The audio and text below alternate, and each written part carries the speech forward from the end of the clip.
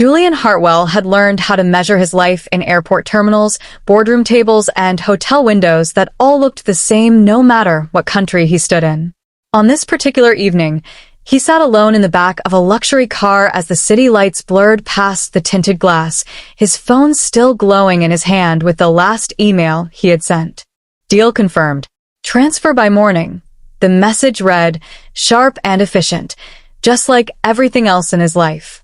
The driver glanced at him through the mirror and asked softly, "Home, sir?" Julian hesitated, as if the word itself felt unfamiliar. "Yes," he finally said, exhaling slowly. His body felt heavy, not from age, but from endless motion, endless expectations. He rested his head against the seat and closed his eyes, thinking not of his mansion, not of his daughters, but of silence. Real silence. The kind that didn't buzz with phones or echo with footsteps in polished hallways. He didn't return home because he missed his family. He returned because he was tired of running. The car rolled through tall iron gates that opened like a quiet invitation into a world he barely remembered belonging to. The mansion rose ahead, glowing softly against the night sky, beautiful and distant, like a place meant for someone else. Inside the mansion, everything was exactly as Julian had designed it to be, perfect, still, and controlled. The marble floors reflected the chandelier's warm light, and the air smelled faintly of fresh flowers placed carefully by the staff hours before his arrival. He stepped inside without announcing himself, his footsteps echoing in a way that made him feel like a guest in his own home. From down the hallway, he heard a gentle voice speaking, not loud, not commanding, but warm. Curious, Julian slowed his pace and leaned slightly against the wall near the dining room entrance. "All right, my little stars," the voice said softly. "Let's hold hands and take a deep breath together." Julian peeked around the corner and froze. His three daughters, Lena, Mira, and Sophie, sat at the long dining table in matching pale dresses, their hands folded, their heads bowed. A woman stood at the head of the table, her posture calm, her expression kind. Julian barely recognized her at first. "Who is that?" he whispered to himself. Then he remembered Naomi, the new nanny his assistant had hired weeks ago while he was overseas. "Thank you for today," Naomi continued gently, "for the food, for each other, and for the love in this house." The girls repeated her words in small, soft voices, and something in Julian's chest tightened. This was not the loud, distracted home he expected. This was something quieter. Something real. Julian leaned back against the wall, memories slipping into his mind without asking for permission. He remembered a small kitchen from his childhood, a cracked wooden table, and a mother who always closed her eyes before meals, even when there was barely enough food to go around. "We pray because we are grateful," she used to say. Back then, Julian had promised himself he would never live a life where gratitude was necessary just to survive. He wanted power, control, success. Watching his daughters now, peaceful and unbothered by the size of the house or the shine of the plates in front of them, he felt something unfamiliar, regret. Naomi's voice broke through his thoughts. "Sophie, what are you thankful for today?" The smallest girl smiled shyly. "I'm thankful for my sisters," she said. "And for the cookies you made." Naomi laughed softly. "That's a good one." Julian swallowed. "What about you, Mira?" Naomi asked.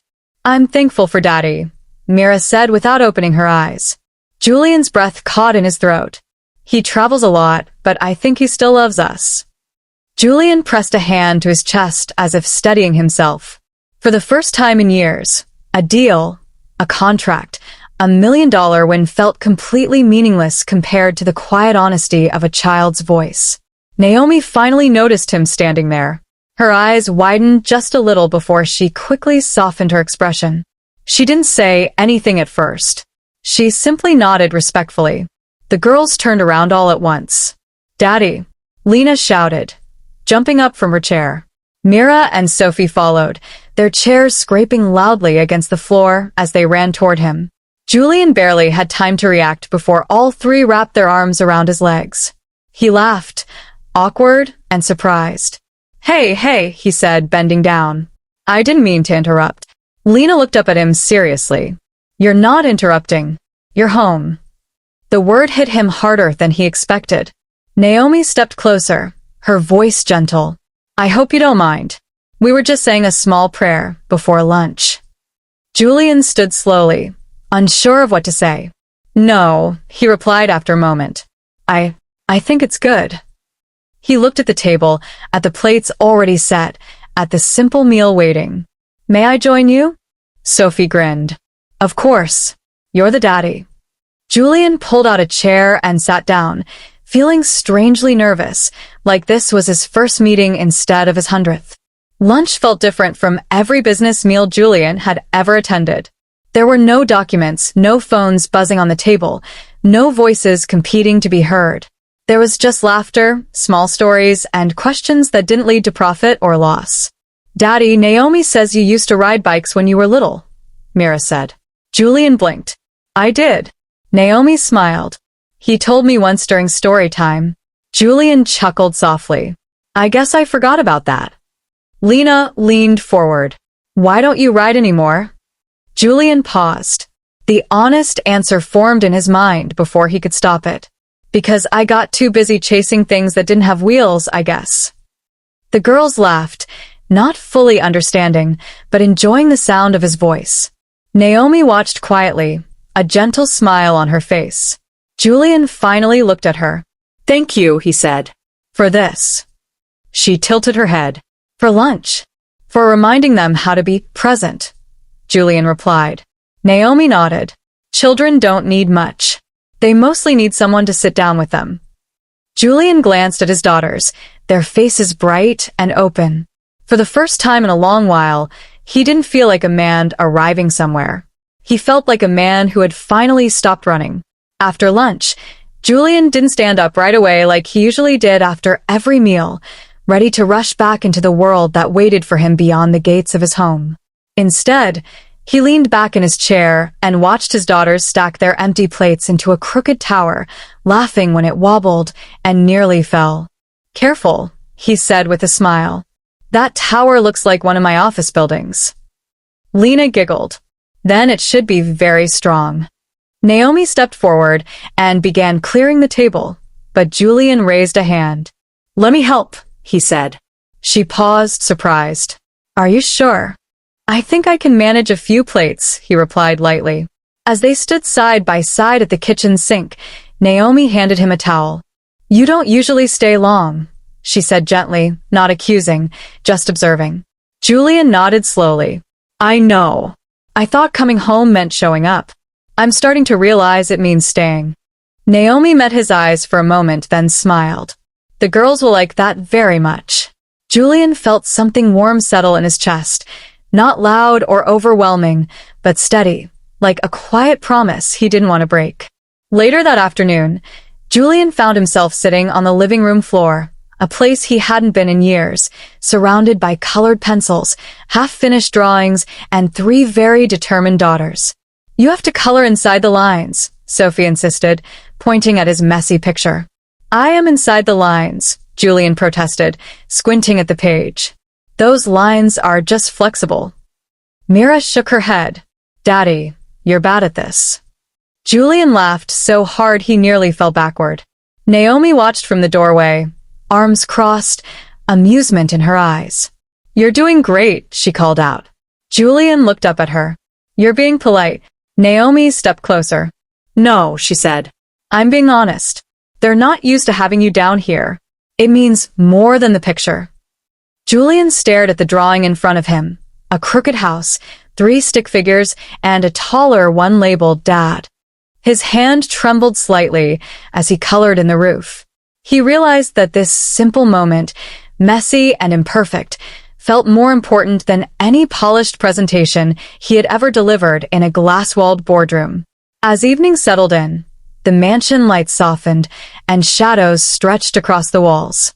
Julian stood by the window, phone in hand, watching his reflection instead of the garden outside. The screen buzzed. A message from his assistant read, Urgent call. Investors waiting.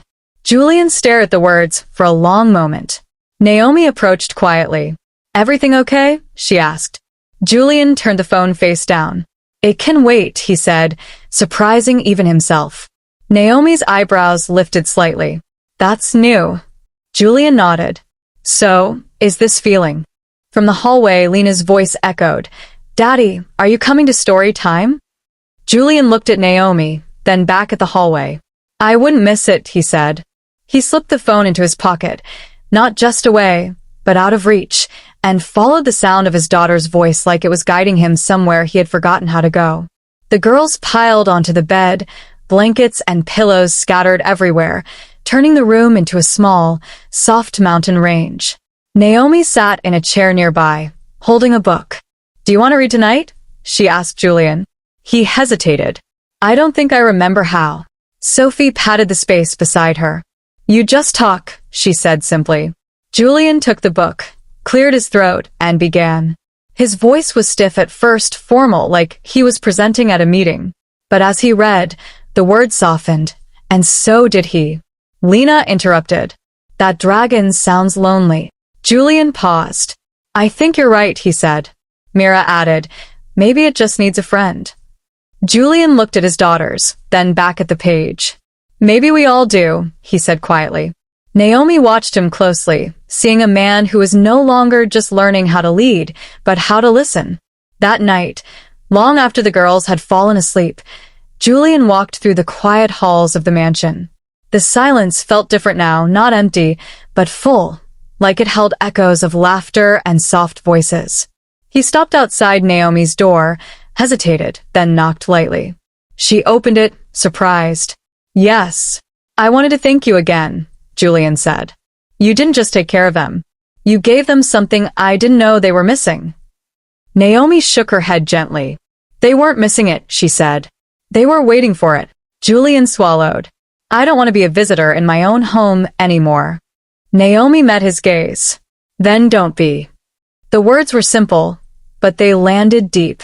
Julian nodded, as if agreeing not just with her, but with himself. The next morning, Julian woke up to the sound of laughter instead of an alarm.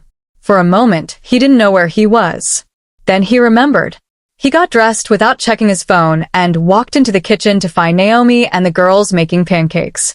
Flour dusted the counter and Myra's nose. "You're awake," Sophie said. Julian smiled. "I thought I'd see what a real morning looks like." Lena handed him a spoon. "Then you have to help." Julian accepted it like a badge of honor. Naomi laughed. "Careful. This job comes with sticky hands and lots of questions." Julian looked at his daughters. "I think I can handle that." And for the first time, he meant it. Later that day, Julian canceled a flight. His assistant's voice on the phone was shocked. "Sir, this meeting took weeks to arrange." Julian stared out at the garden where his daughters were chasing each other. "Then they can wait a little longer," he said calmly. When he hung up, he felt a strange mix of fear and freedom. Naomi joined him by the window. "Big decision?" she asked. Julian nodded. "The biggest." Naomi smiled. "The girls will remember this day," she said. Julian watched Sophie trip and burst into laughter instead of tears. "So will I." That afternoon, Julian sat on the grass with Lena, who was building a small tower of stones.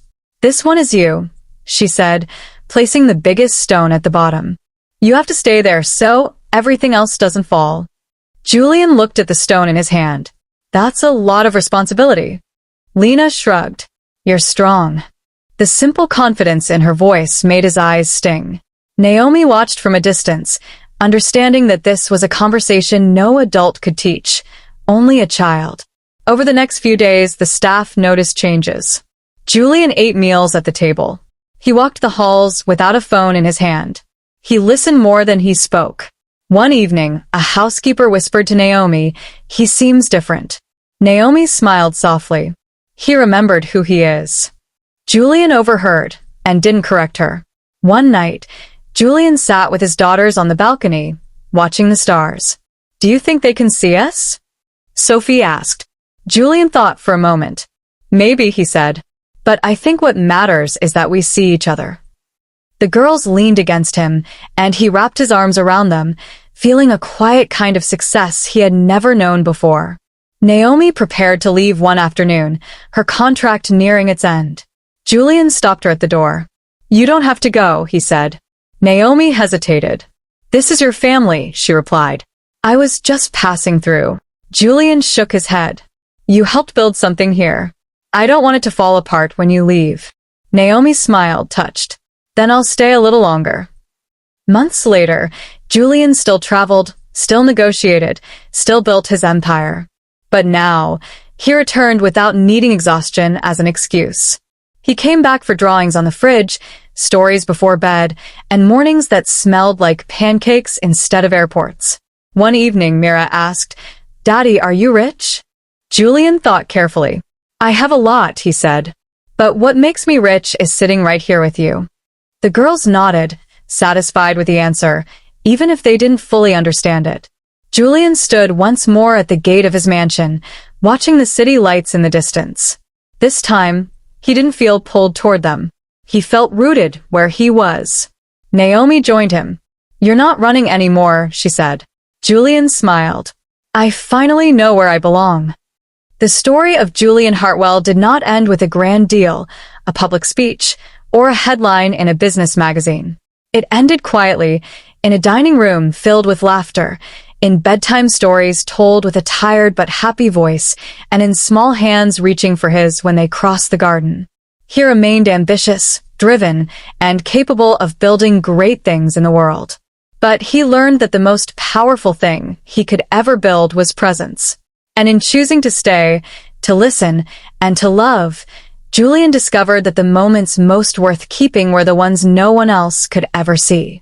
The following week, Julian found himself standing outside Lena's classroom, feeling more nervous than he ever had before a major business pitch. The hallway buzzed with children's voices, shoes squeaking against polished floors, and the soft murmur of parents waiting nearby. Naomi stood beside him, hands folded calmly in front of her. "You look like you're about to negotiate a merger," she teased gently. Julian exhaled. "I'd rather face a room full of investors than a room full of 7-year-olds, he admitted. The classroom door opened, and Lena rushed out, her backpack bouncing behind her. "Daddy," she shouted, launching herself into his arms without caring who was watching. Julian laughed, nearly losing his balance. The teacher smiled warmly. "You must be Mr. Hartwell," she said. "Lena talks about you a lot." Julian blinked in surprise. "She does." Lena nodded proudly. "I tell them you read dragon stories now." Julian felt his chest swell. "I'm working my way up to knights," he said, making Lena giggle. Naomi watched the exchange quietly, recognizing that this moment, simple and unrecorded, was another brick laid in the home Julian was finally building with his presence instead of his money. That evening, the family gathered around the dining table again, but this time the meal wasn't prepared by the staff alone. Julian had insisted on helping Naomi in the kitchen, much to everyone's amusement. "You're cutting the carrots like they offended you," Naomi said, trying not to laugh. Julian frowned at the chopping board. "They're resisting." Sophie peered over the counter. "Daddy, carrots don't fight back." Julian raised an eyebrow. "You haven't met these carrots." The girls burst into laughter, and even Julian couldn't help smiling at himself. As they sat down to eat, Mira looked around the table and said softly, "I like when we all sit together." Julian nodded. "Me too." He glanced at Naomi. "Maybe this should be a rule." Naomi smiled. "The best kind. The kind you want to follow." Julian lifted his glass. "To rules that make us happy," he said. The girls clinked their cups against his, and for a moment, the world outside the mansion felt very far away. Later that night, Naomi and Julian sat in the quiet living room, the soft glow of a lamp casting long shadows across the walls. The girls were asleep upstairs, their laughter still echoing faintly in Julian's memory. "You were different tonight," Naomi said thoughtfully. Julian leaned back. "How so?" "You weren't trying to fix anything," she replied. "You were just there." Julian considered her words. "I spent most of my life believing that if I wasn't improving something, I was failing," he said. "Turns out, some things don't need improving. They just need attention." Naomi nodded. "Children understand that better than adults." Julian smiled faintly. I'm learning from them. Slowly. He hesitated, then added, "And from you." Naomi looked surprised. "From me? You walked into this house and treated it like a home instead of a system," Julian said. "That changed everything." Naomi looked down at her hands. "I just followed what felt right." Julian met her eyes. Sometimes, that's the bravest thing a person can do. The next morning, Julian received an invitation to speak at a major international conference, an opportunity he would once have accepted without hesitation. He read the message aloud to Naomi over breakfast. "They want me in 3 days," he said. Naomi glanced at the girls, who were arguing over who got the last piece of toast. "And what do you want?" she asked. Julian watched Sophie finally break the toast in half and hand a piece to Mira. He smiled. "I want to stay," he said simply. He typed out a polite decline, his fingers steady, his heart even steadier. Lena looked up. "Did you win?" Julian laughed softly. "I think I did." Naomi raised her cup of tea. "Then, congratulations." Julian lifted his in return, feeling like he had just made the most important decision of his career, even though no one in the business world would ever hear about it. That afternoon, the family planted a small tree in the garden. The girls took turns holding the shovel, even though it was far too heavy for them. "This is our tree," Sophie declared. "It's for when Daddy goes away and comes back." Julian knelt beside her. "How long do you think it will take to grow?" Sophie shrugged. "A long time." Julian pressed the soil down gently. "Then I'll be here to see it." Naomi watched him, her expression soft. "That's a promise," she said. Julian nodded. "Not just to the tree." As they stood back and admired their work, the sun dipped low in the sky, painting the mansion walls in gold.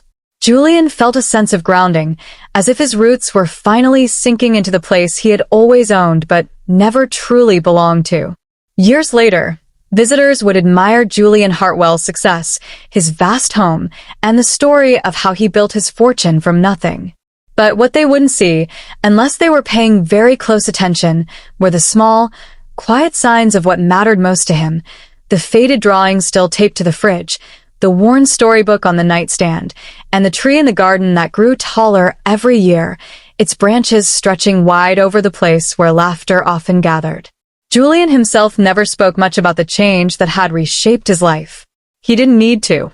It lived in the way he walked through his home slowly, in the way he listened when his daughters spoke, and in the way he smiled at Naomi whenever their eyes met across a crowded room. His greatest achievement was not written in numbers or headlines. It was written in moments, shared and remembered, proving that the richest life is not built by how much a person owns, but by how deeply they choose to stay.